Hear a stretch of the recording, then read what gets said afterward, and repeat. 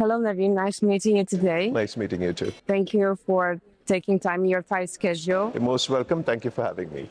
So, if you can give us a brief introduction about your professional background, would be great. Okay, I'm Naveen. I've been flying from 2007 onwards. In Malta, I've been here from 2018 beginning.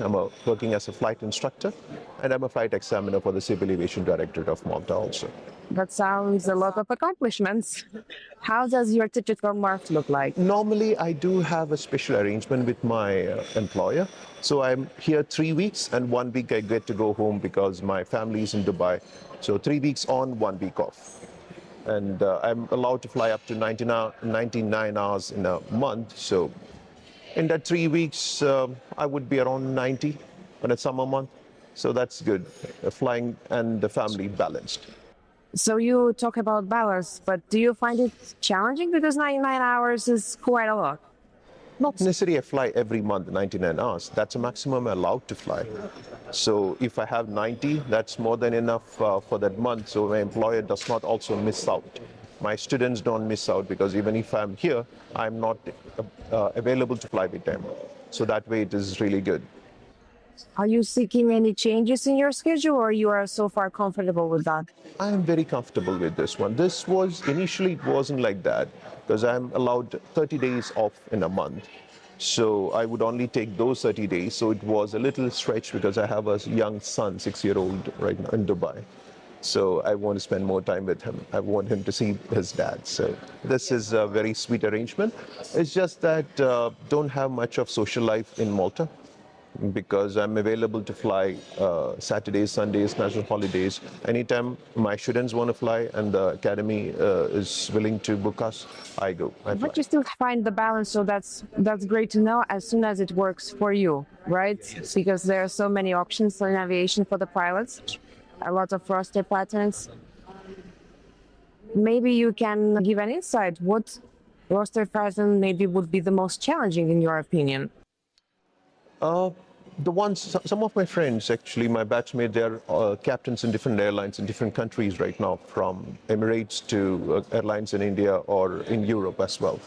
So for them, if you are constantly, the most challenging would be some airline where you go with the company, we go with the aircraft, and you're flying maybe 17 days on a stretch continuously.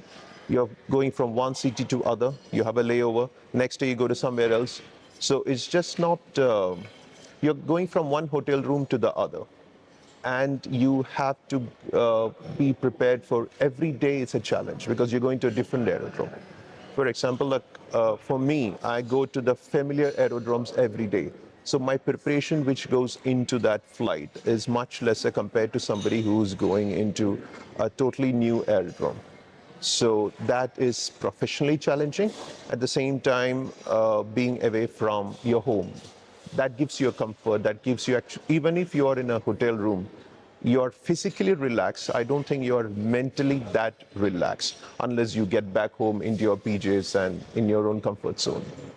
So that would be a little challenging. But at the same time, nowadays, airlines are very flexible. They are offering these kind of contracts and even business aviation, for that matter. Business aviation was notorious for this, where you are going with the aircraft. It's like where the aircraft rests, you rest. That was the case. Now it's not like that. Now companies are flexible now, trying to understand what the requirement is and trying to keep the crew happy as well. So that's a welcome change. So there is a step forward. Definitely, definitely, it's a yes, Understanding and yes, listening to the pilot. very much, very much. Now it is not like an employer and employee relationship. It's more like we are a team. We want you happy, and that's a new approach, and I'm very happy about that. Great to know, and that's exactly amazing to hear from pilot that you see the improvement in the industry. So you were speaking about the, let's say, evolving trend that companies are listening to the community, to their employers. What other trends you notice on the market? Now, the aviation has always been an up and down industry. There's never continuously for years and years you're growing, and it's never like that. It's always there is a growth and there is a phase down as well. So a couple of years it increases, especially after a recession we saw. A few years it was bad in 2008, and then there was a growth. Same thing happened in COVID. There was a lot of companies which closed down, a lot of pilots who lost their jobs, or not just pilots, everybody in aviation. But then it bounced back. I would say it bounced back with kind of a vengeance. Everybody wanted to travel. It's like now they're exploring their freedom. So now you see the last a few years, it's been every company is expanding. It's very small exemptions to companies who are not doing good, but most of them, whether it's a low cost or as a full cost airline, they're all expanding quite a lot. And as such, I've seen reports where in the next 10 years or so, we would need hundreds of thousands of uh, aviation professionals, not just pilots, crew, engineer, even ground staff and everything. So it's looking up these days. It's So very good. even you are speaking about pilot shortage on the market, from what I'm hearing. So the same was one of the biggest topics at the Mace Aviation Conference that was taking these days place here in Malta. So what feedback that we are receiving from some pilots that there is no shortage, there is plenty of pilots without jobs at the market. Nonetheless, there is, I believe, two sides of the story.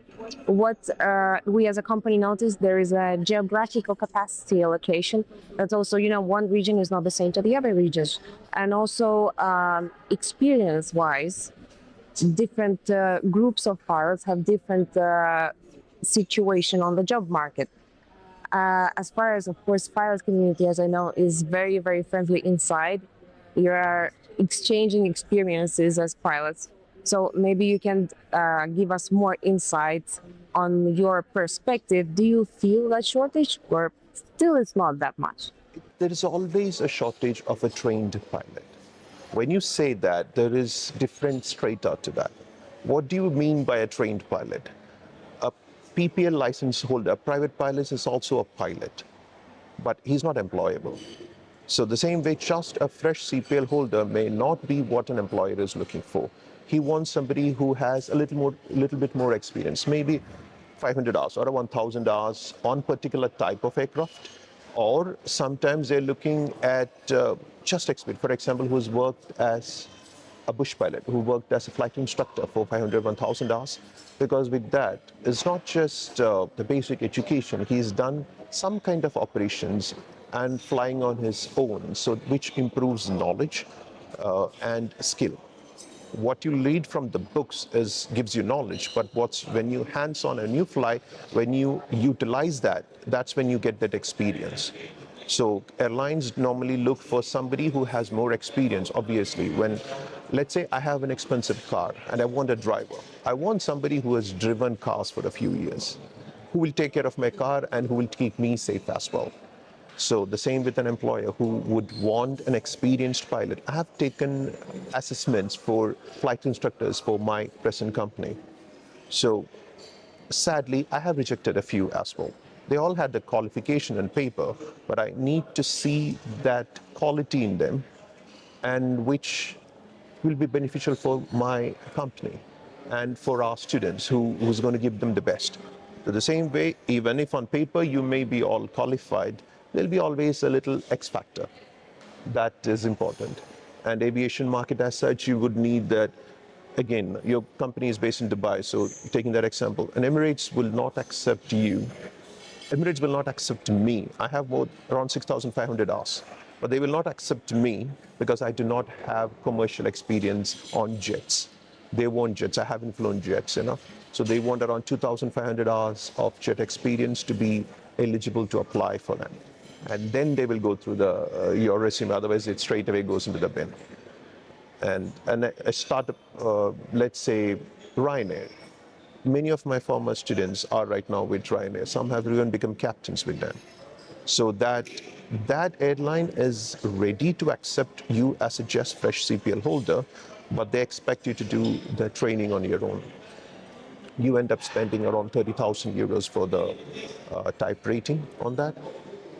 It's plus and minus, but if you have the money, it's a beautiful company to work with. You get a wonderful aircraft like Boeing 737 to fly, and you get a lot of flying. That's really, really good. You get a lot of flying. They all do 80 to 90 hours on an average. Depends on the season, but yes, they do a lot of flying. And let's say 1 year with the company, he is more than 500 hours on type, and he's gold. He's no more a fresher. He's no more a so that way. It's there, that option is there, but at the same time, again, if you don't have the money, then that becomes a challenge. Not just being good enough, so you have to be at the correct time, also at the correct place. Yeah, that's all this. If we are speaking, you spoke about the financial burden and barriers to enter the aviation as a pilot. Do you notice any improvements in that as well? Because there is a lot of, at least we notice that certain companies and universities start to work together. There are apprenticeships, there are scholarships happening. Do you notice any positives in that? You're talking about the cadet pilot programs and things like that? Getting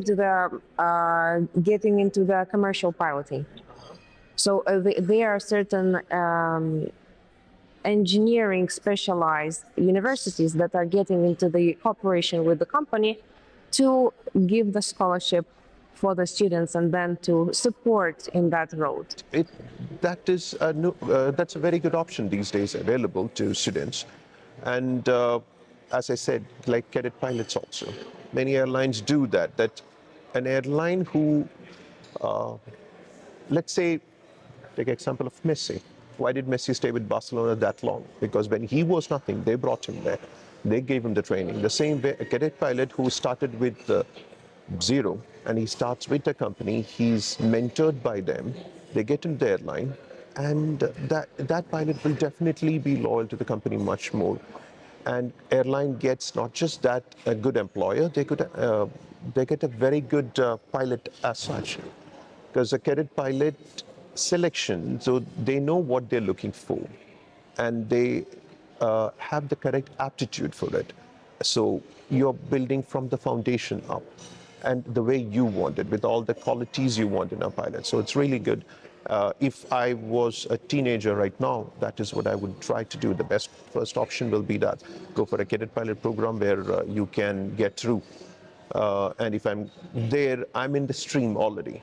Otherwise, you're with the license outside, hoping to dip your toes in water, not in the stream. So it's a challenging thing for any pilot. But if you are with the company, as you said, it's really wonderful. And once you are having valid license, you blocked some block hours on type. What do you think is the most challenging to keep your license valid? The most challenging thing, two things. One, I would say that to be proficient all the time. It's just like I did my theory exams in 2007, 2008. So you can imagine how much of that knowledge I retain. What is required for day-to-day operations? Definitely yes. But some information like in schools, what you learn, unless you apply those knowledge, it's lost. So for a pilot to be current, it's not just flying every day, going through your books. I would say at least 30 minutes a day you put in to go through your notes, study something, learn every day. That keeps your brain active, at the same time you proficient as well. And flying skills. Every pilot has to go through annual or even 6 months proficiency checks. You keep yourself current, you practice your emergencies, whether it's in a simulator or an actual aircraft, depends on the operator and type of aircraft, but you keep doing that. Second most challenging would be keeping your medical alive. Even the best pilot cannot fly unless he has a valid medical. So I know people who have lost a license, wonderful pilots who lost a medical for, I can't say something small, but maybe for the doctor it's something important, like a sugar level or cholesterol level is slightly higher. That's it. The biggest biggest reason for losing medical is heart problems, like this cholesterol, high sugar, and ice. So you have to have a very healthy life, disciplined life. That's not something you can compromise on. You have to be always very much. A disciplined life is very important, and a healthy life is very important to keep your medical up. If we're going more about the requirements, what are the most challenging technical trainings that you need to undergo, if any, throughout the piloting career and maybe in the sense of license validation as well? I would not say there is anything particularly challenging as such, because of a student first day in an aircraft, let's say, that is challenging, that's daunting for him or her. But after a few days in that, that gets comfortable. So the job as a flight instructor is to help them with those baby steps until they become completely proficient, confident, and handle even emergencies, everything. So maybe the first day doing a stall is scary for them. Maybe doing a spin or spiral dive recovery is challenging. Then further on, you have to do a multi-engine training in which you have to handle, all right, we have to handle some problems which can happen. Multi-engine adds redundancy. You have two engines, but at the same time, when that one engine goes out, that becomes a big problem because there is asymmetric thrust. And handling that requires a lot of physical effort in these training aircrafts. And it's all mental mental drill. You can keep learning, but finally, it all comes to not panic, because something like that can definitely give you a shock. But then keep your calm and do your steps. Follow the checklist. That's simple as that. So, how a person reacts to that is very much on them. But you have to have a basic standard. So an instructor has to bring that student to that standard. And in a single engine, that's even more dangerous because you only have one engine and you still have to practice what happens when you lose your engine.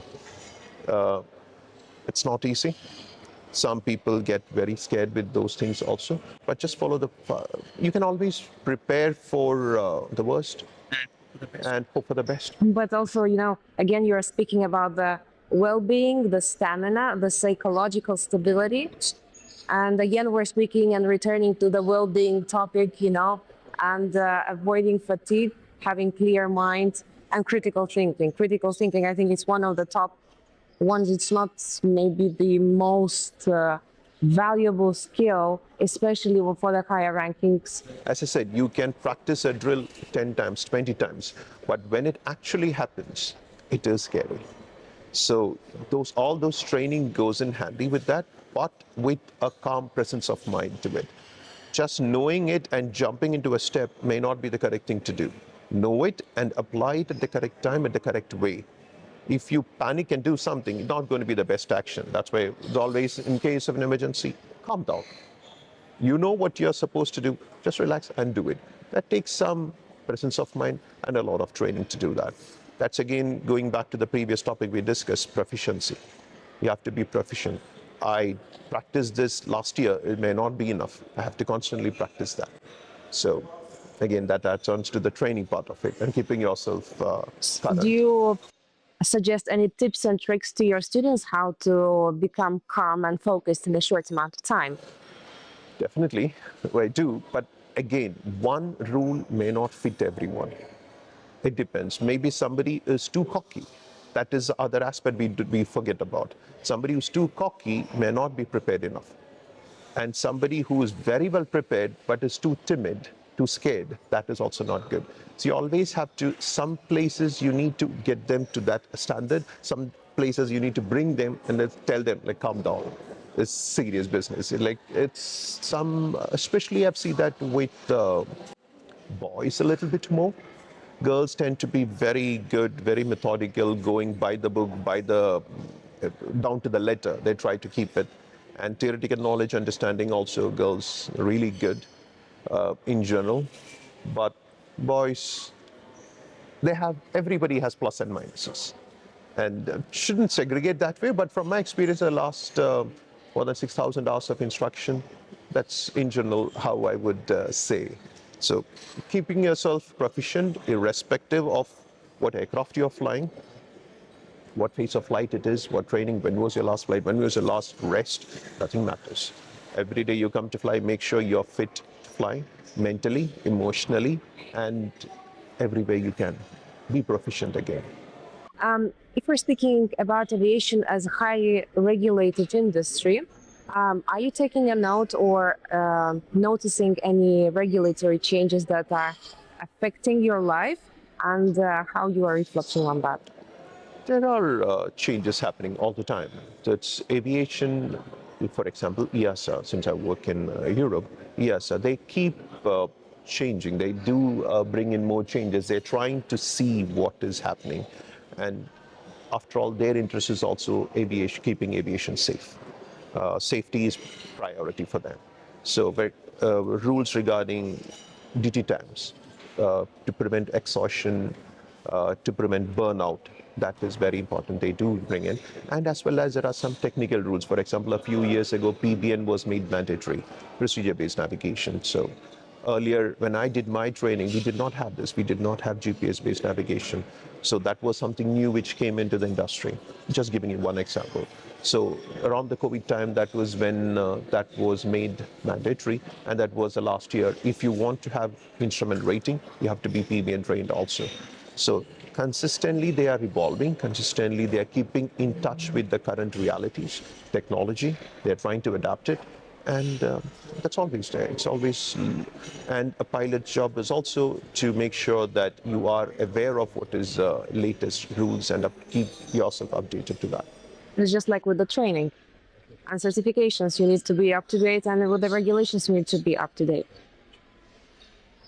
As instructor, as a teacher, as a figure to rely on and look after, what would be your advice to the aspiring pilots, current pilots, and maybe even retiring pilots?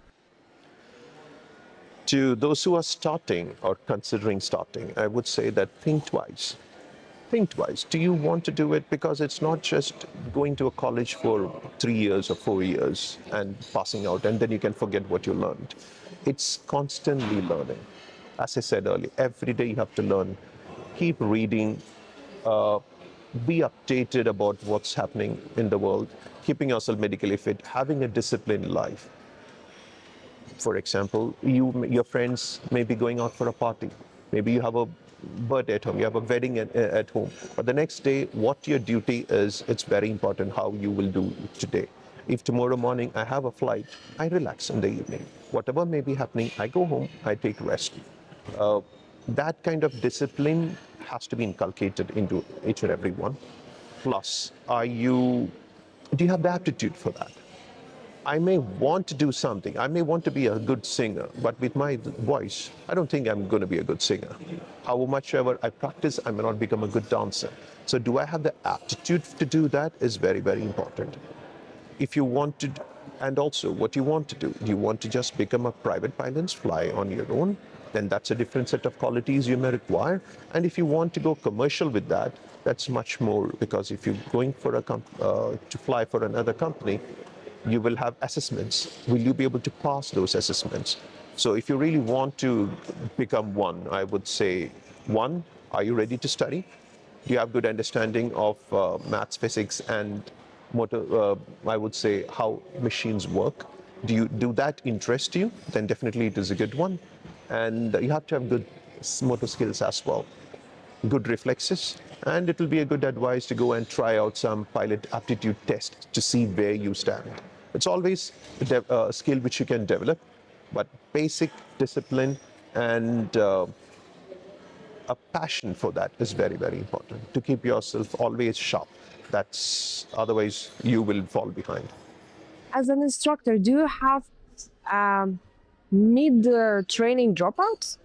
Is it often? Is it happening at all? And what are the main reasons when the person decides, like, okay, piloting is not for me? It does happen. Rarely, but it does happen.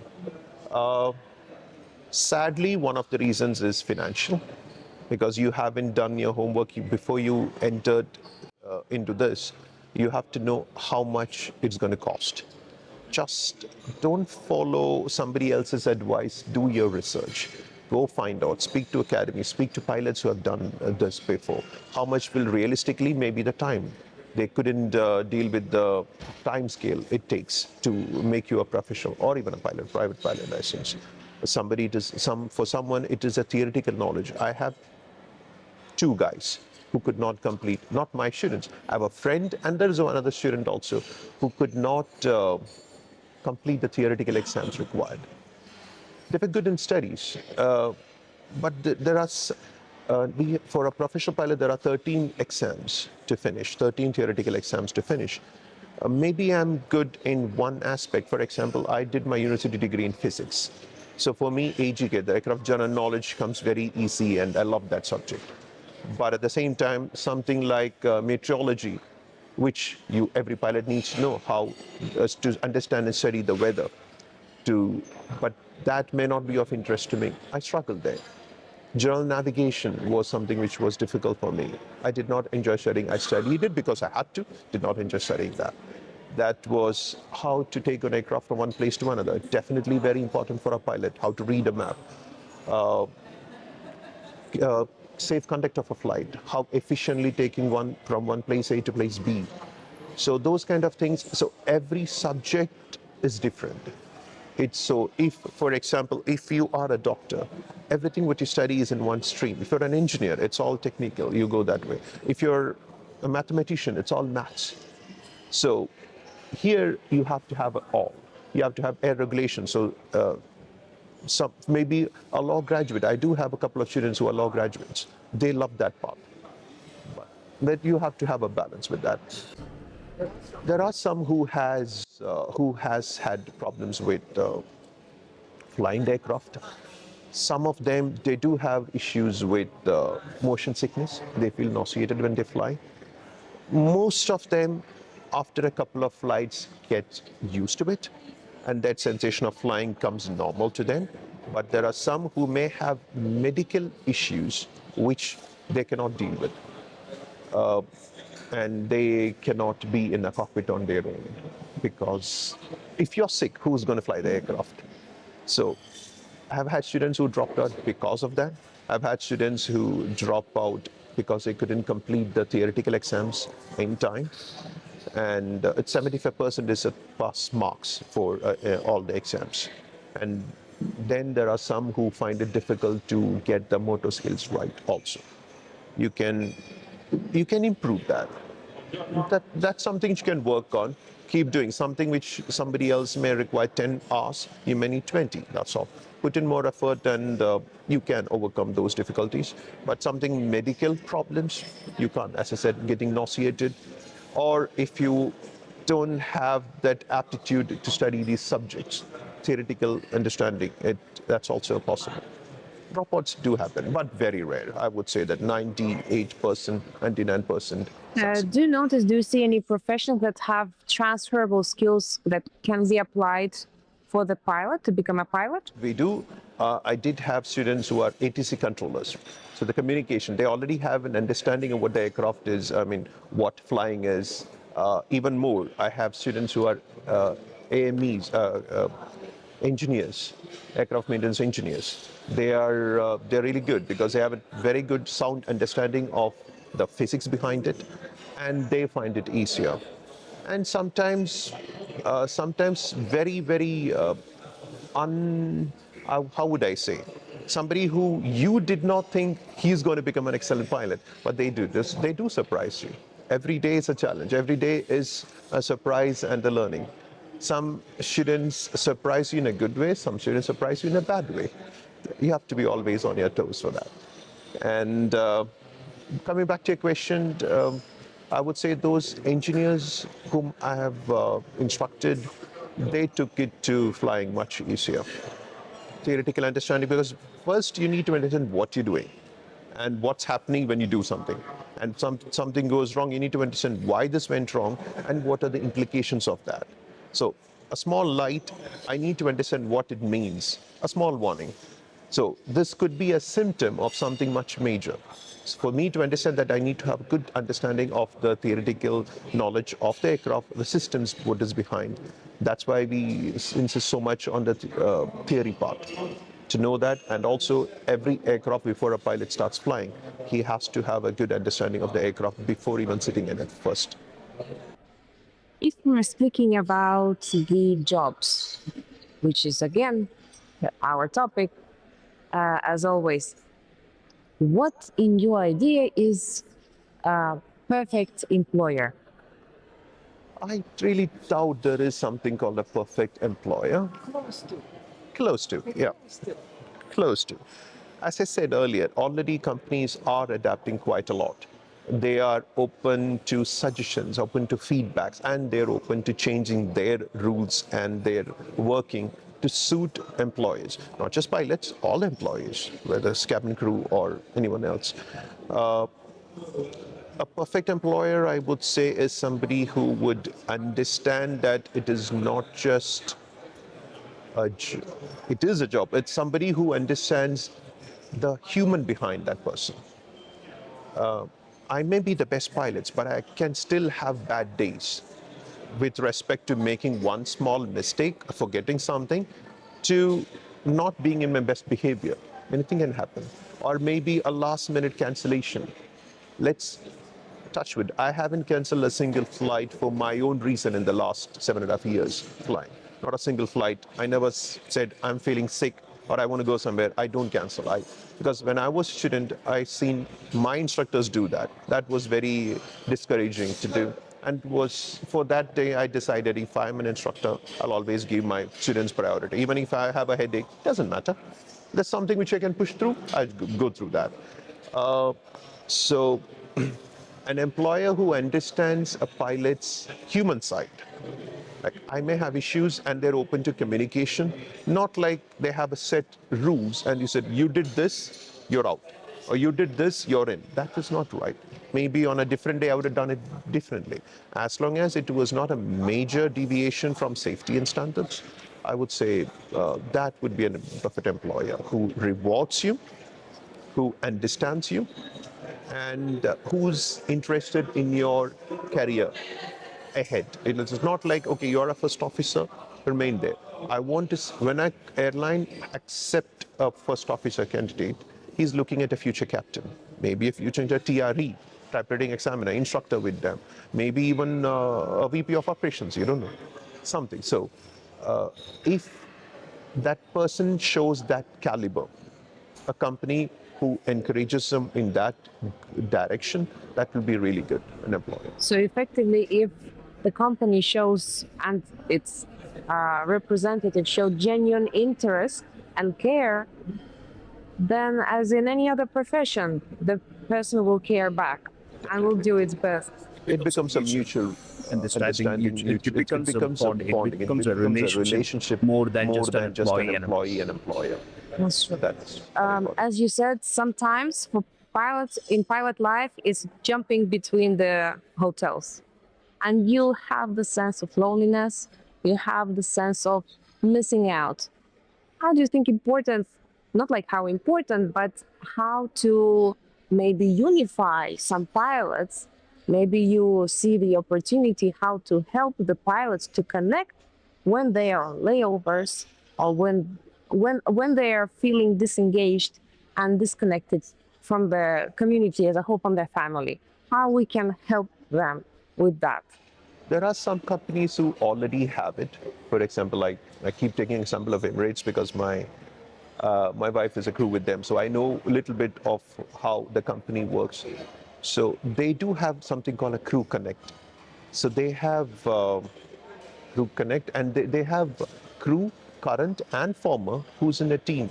Like if you have an issue, you can talk with them. Uh, every, a human mind is a complex thing. You can always have some issues, personal or professional. You can something as dangerous, even have a depression. And another job, a depression may not be that a problem. I'm taking the worst case scenario.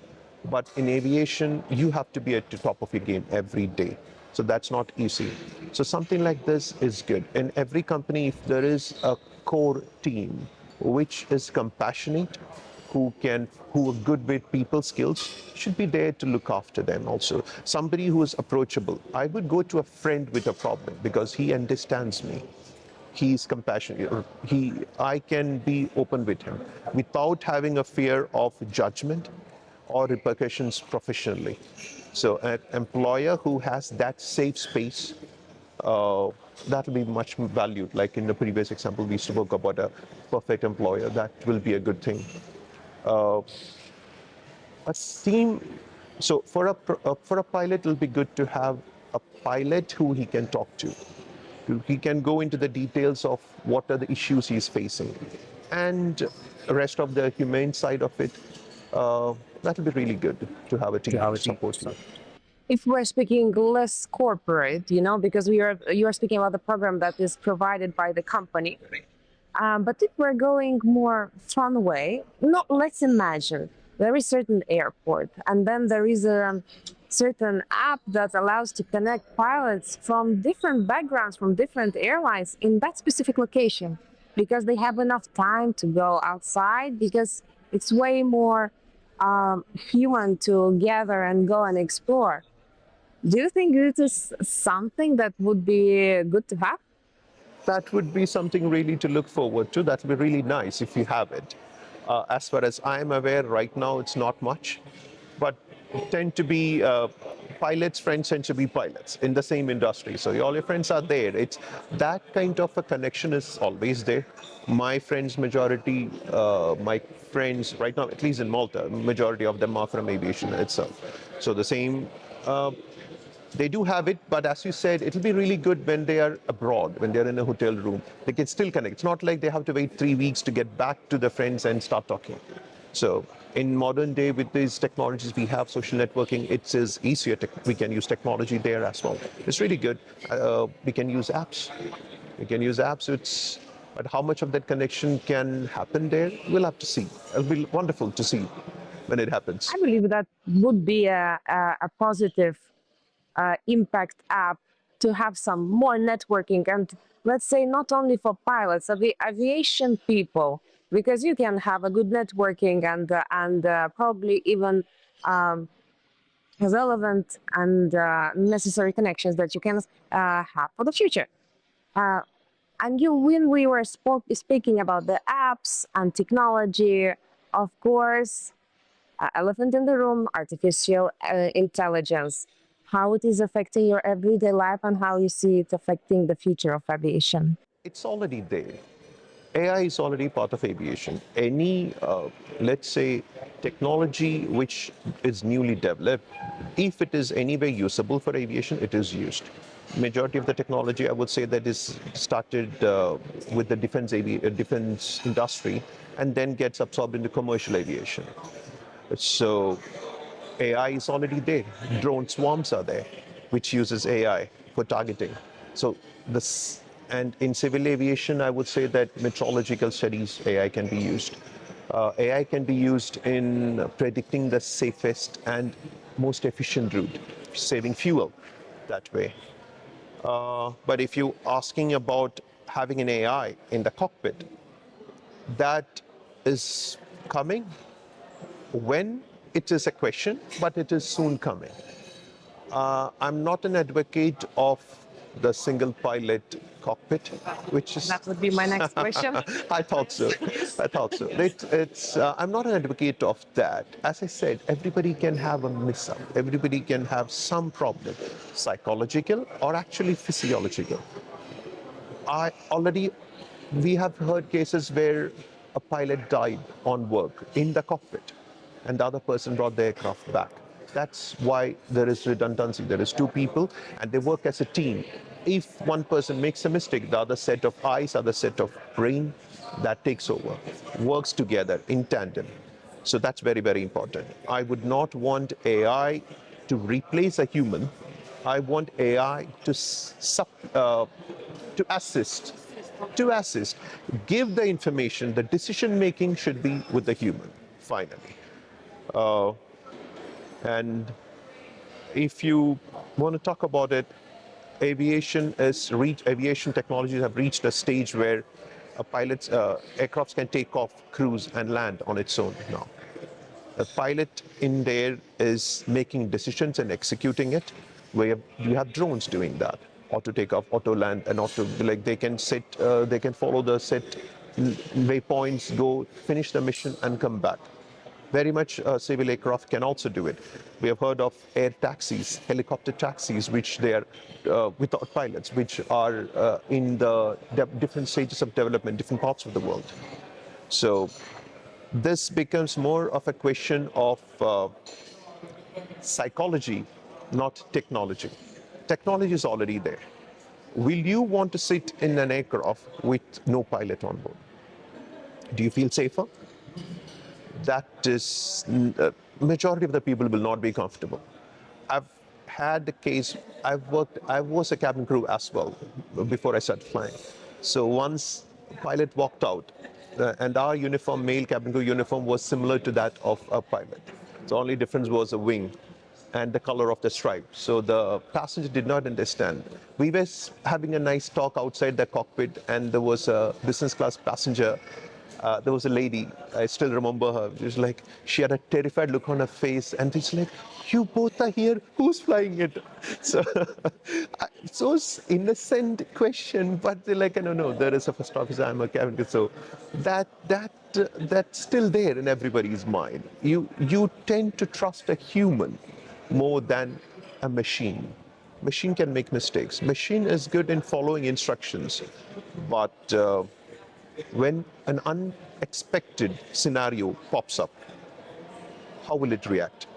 Some technical glitch happens, how much will it tolerate? We can always have redundancies, we can always program it to do a lot of things. We do it, we have those things.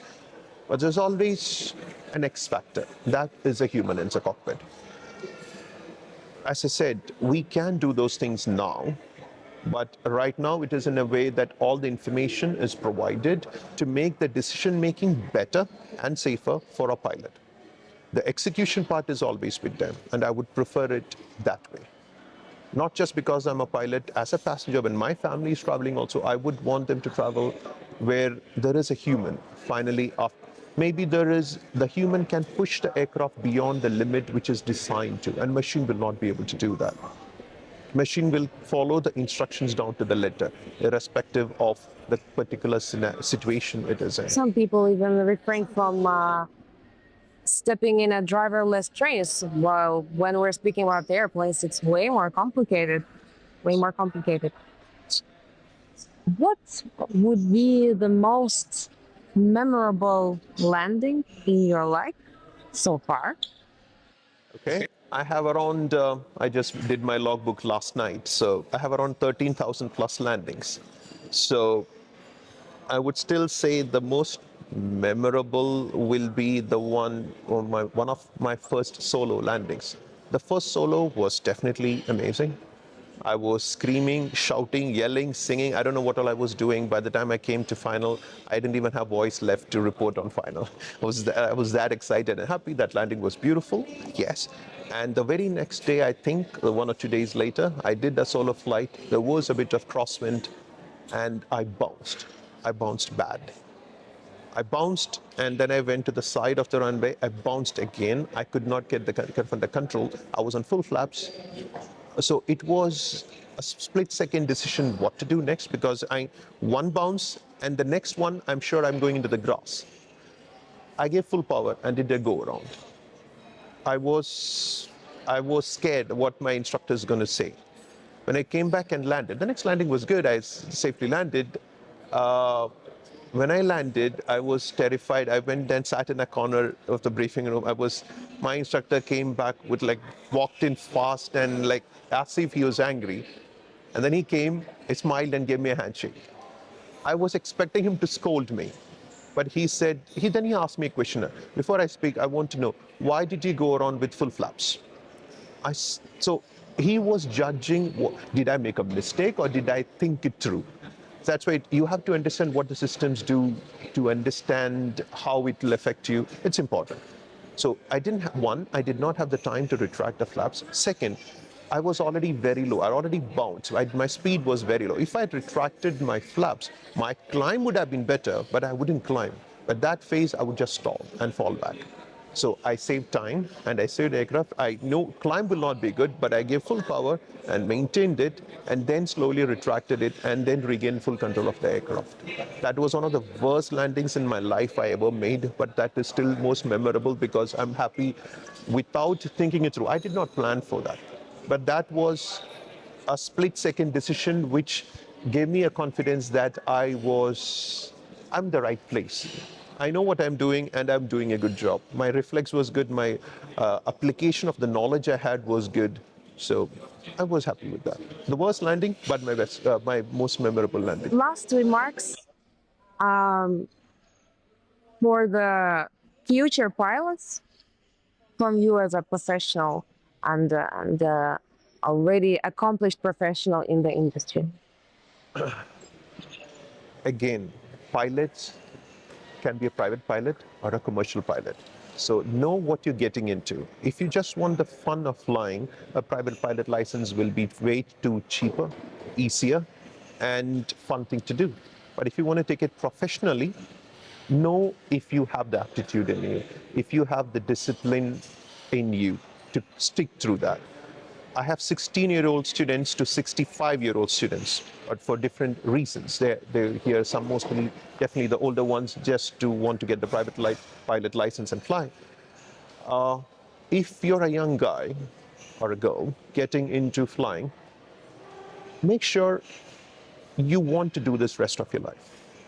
Make sure you have the aptitude to do it. There are some students I have come across who have come here for the wrong reasons. Either they family, somebody wants him to be a pilot, or they are ready to fund him. They're here, not for the real love of flying. And some have the heart for that, but they don't have the aptitude for that. They want to. It's like they have seen somebody growing up and they really want to. They got inspired by somebody. They want to become a pilot. What if they don't have the aptitude to it? Then it becomes a job. It's not a job. Flying is not just, unless you are in love with it, you cannot continue this for too long. As I said, you have to keep studying, you have to keep learning, you have to keep practicing. And it's physically demanding. Medically, you have to be fit. And you're staying away from family. Things like that can happen. So a work-life balance, to get that, I have to have 100% love for my job to find the balance. Otherwise, I would quit. So before you get in, know what you're getting into. Speak to people who are in this industry. See not just the glamour part of it, see the difficulties of this field. It is challenging. You're taken off from a beautiful summer weather. Here, you're going into this place where it's thunderstorm, where decision making, knowledge of what's happening, that's all important. So if you're a person like that, then definitely it's an amazing career opportunity. Thank you for sharing your thoughts, experiencing, and passion for aviation. It was amazing speaking to you today, and safe flight.